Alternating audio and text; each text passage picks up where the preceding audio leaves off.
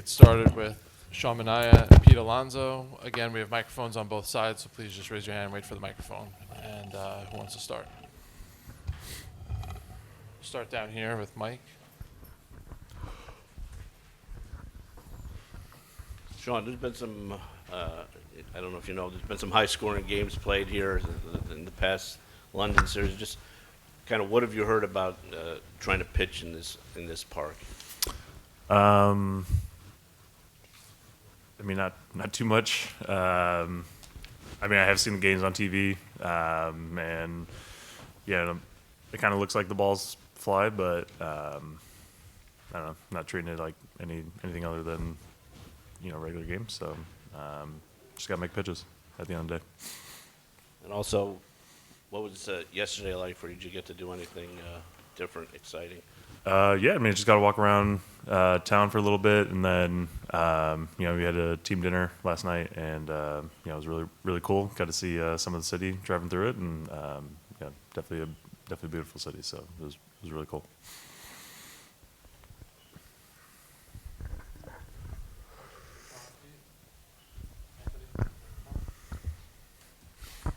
Pete, how was your pub experience with the relievers? Oh, it was super fun. Really enjoyed it. I thought it was a great time, and yeah, it was really nice to have a proper pint of Guinness.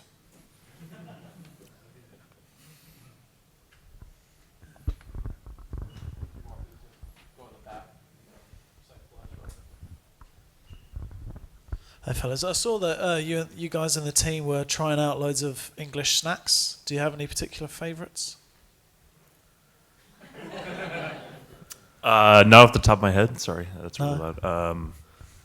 No, but do you have any recommendations? I saw some. I think I'm a big chocolate guy, so Cadbury's. You got to have Cadbury's. all right. It's better than Cadbury's is- Hershey's. Huge, better, much better than Hershey's. Okay, Yeah. I'll be the judge of that. Just kidding. Well, I'm not sure there's much of a debate. Pickled onion monster munch, very good. All right. Yeah. Pickled onion monster munch. Yeah. Fruit pastels. Sure. Yeah. I mean, I'm not really much of a candy guy, but I have a question for you. Go.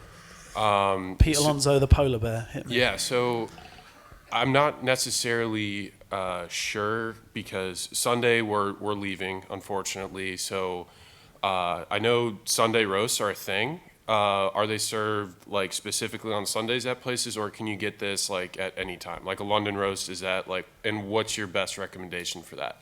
That varies. That varies. All I'd say is just have as much gravy as possible.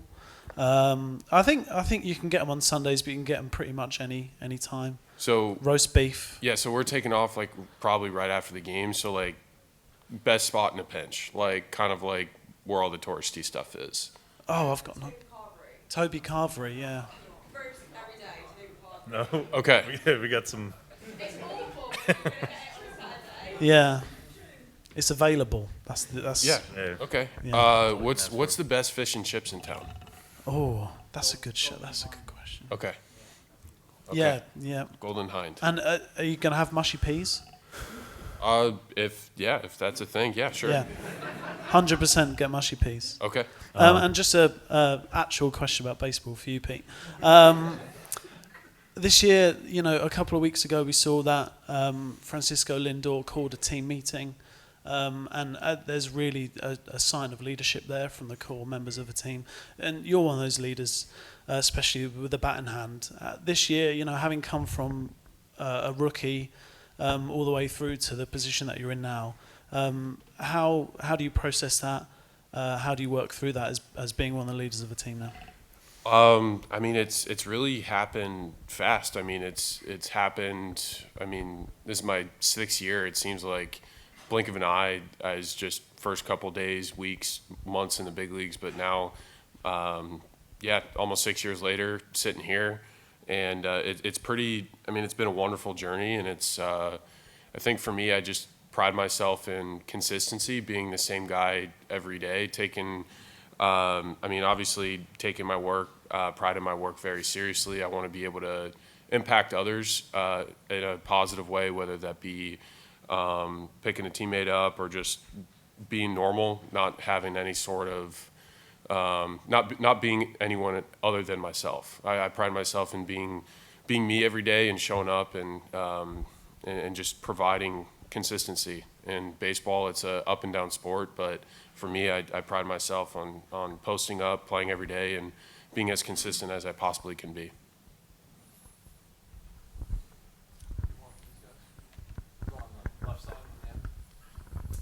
Okay, for both of you, Pete and Sean, the three major sports in England, of course, are football or soccer, rugby, and cricket. Do you have any knowledge or interest whatsoever in any of those three sports? I mean, I know a little bit about rugby and a little bit about football, but definitely not cricket. So, yeah.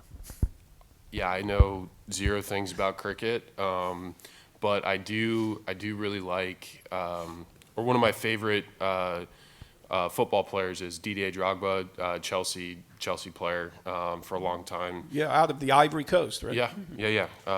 Just an electric footballer. So one of my favorite players to watch.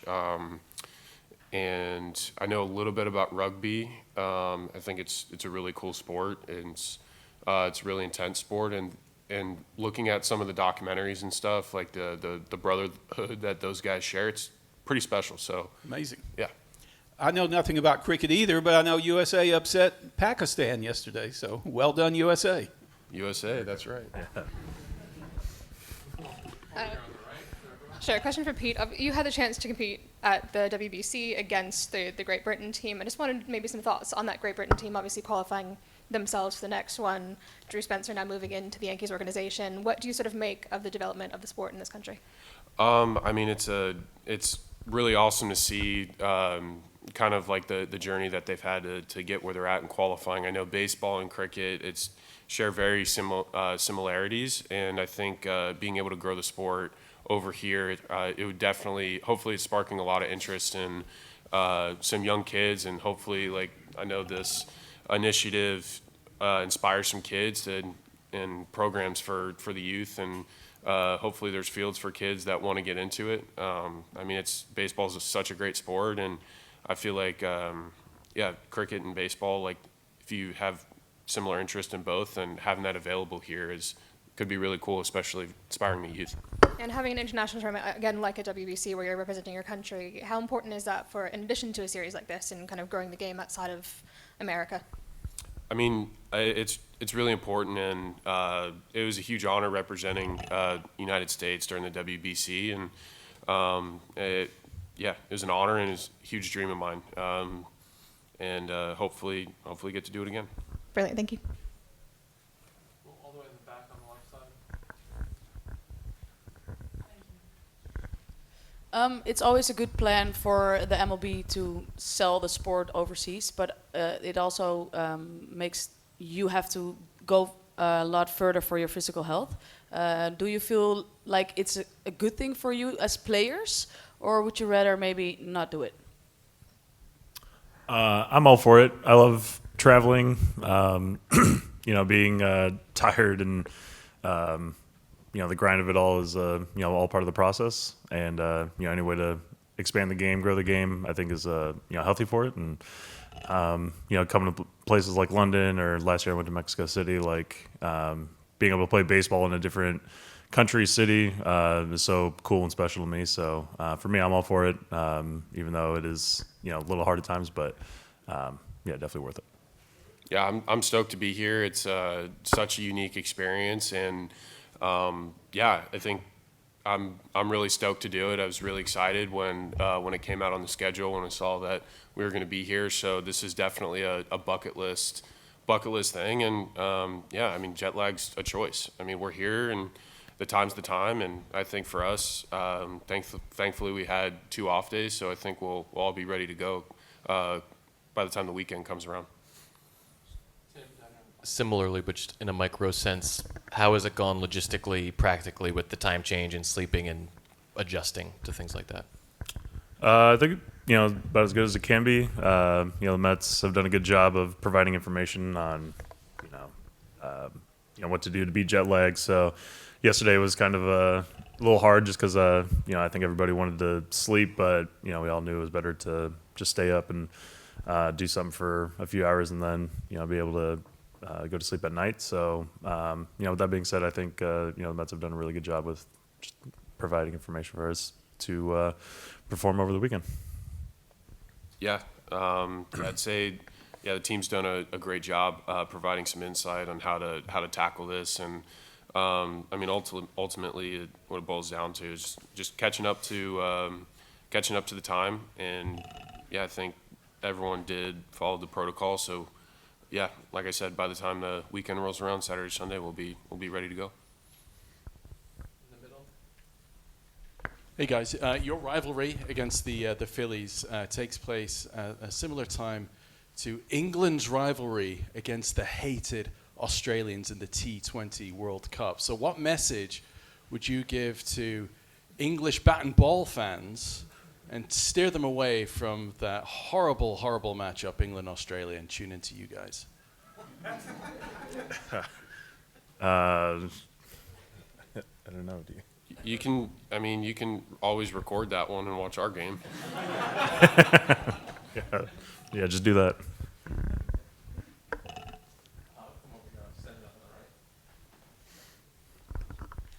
With you guys being on an international stage, same question for Sean and Pete. What do you hope fans come away learning about the Mets this weekend? Just how exciting baseball is in general. Obviously I love it, and I think a lot of people in America love it. But